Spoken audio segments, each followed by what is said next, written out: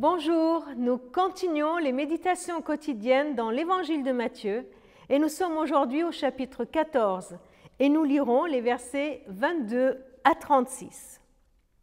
Aussitôt après, Jésus obligea les disciples à monter dans la barque et à passer avant lui de l'autre côté pendant qu'il renverrait la foule. C'était la foule qu'il venait de nourrir. Quand il l'eut renvoyé, il monta sur la montagne pour prier à l'écart. Et comme le soir était venu, il était là, seul. La barque, déjà au milieu de la mer, était battue par les flots, car le vent était contraire. À la 4e veille de la nuit, Jésus alla vers eux, marchant sur la mer. Quand les disciples le virent marcher sur la mer, ils furent troublés et dirent « C'est un fantôme !» Et dans leur frayeur, ils poussèrent des cris. Jésus leur dit aussitôt « Rassurez-vous, c'est moi, n'ayez pas peur. » Pierre lui répondit « Seigneur, si c'est toi, ordonne-moi que j'aille vers toi ordonne-moi d'aller vers toi, ordonne que j'aille vers toi sur les eaux. » Jésus lui dit « Viens. » Pierre sortit de la barque, marcha sur les eaux pour aller vers Jésus. Mais voyant que le vent était fort, il eut peur. Et comme il commençait à enfoncer, il s'écria « Jésus, sauve-moi !» Aussitôt Jésus étendit la main, le saisit et lui dit « Homme de peu de foi, pourquoi as-tu douté ?» Et ils montèrent dans la barque et le vent cessa.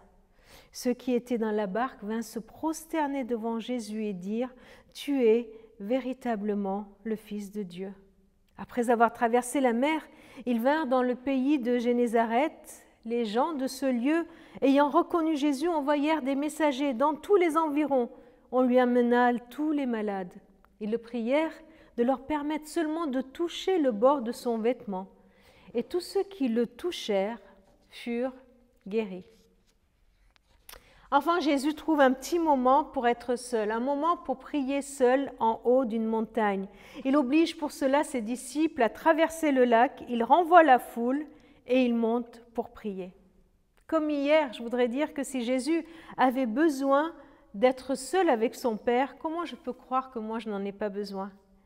Si Jésus fait tant d'efforts pour trouver ce moment, comment je peux croire que ce moment va venir comme ça, sans que j'ai quelque chose à faire? Et vraiment, on voit ici tout l'effort que Jésus fait pour s'octroyer ce moment seul avec son Père. Il nourrit la foule, il renvoie la foule, il dit aux disciples « Allez, traversez, allez de l'autre côté ». Et ce texte insiste qu'il était là, seul, à l'écart, pour se retrouver dans un cœur à cœur avec son Père. C'est ce que je te souhaite, c'est ce que je me souhaite, d'avoir aujourd'hui un temps, malgré toutes les choses que nous avons à faire, malgré toutes les sollicitations qui sont là autour de nous trouver un moment pour être seul avec notre Père. Et voilà Jésus qui voit encore cette barque des disciples ballottée par les flots, et il quitte ce moment si précieux pour les rejoindre sur les flots. J'imagine que les disciples se sentaient loin de la portée de Jésus. Ils étaient là, ils avaient bien avancé au bord du lac, ils étaient inatteignables par Jésus. Ils sont en plein milieu de la tempête, en plein milieu du lac, et ils sont seuls. Certainement que comme eux, parfois, quand je suis dans certaines tempêtes, je peux me sentir inatteignable par Jésus, trop loin. Est-ce que il t'arrive de te sentir trop loin de Jésus? Des fois, on le dit, hein, « Oh là là, je suis tellement loin de Dieu ». Eh bien, quand on a ce sentiment qu'on est loin de Dieu, rappelons-nous ce texte. On n'est jamais hors de la portée de notre Sauveur. Même loin de Jésus, ils n'étaient pas hors de la portée de leur Maître qui vient sur les eaux pour les venir. Et les disciples, devant leur peur, que fait Jésus? Il vient, il les rassure. Et même pour Pierre qui a besoin d'un geste de foi supplémentaire pour croire, Jésus répond positivement. Il dit « Ok, tu veux marcher sur les eaux? Allez, viens ». Que fait Jésus? Il rassure, il encourage, il tend la main pour repêcher même celui qui coule. Aujourd'hui, tu as besoin que que Jésus tende la main pour te repêcher?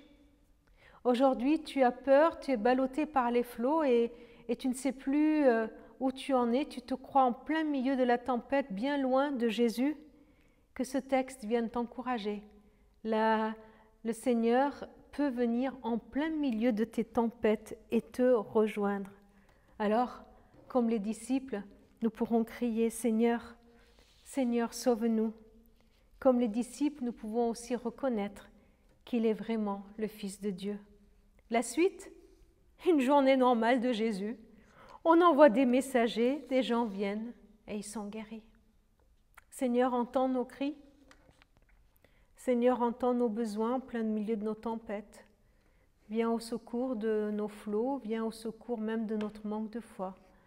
Et merci Seigneur, parce que tu es celui qui encourage et celui qui vient en plein milieu de nos tempêtes pour nous délivrer. Amen.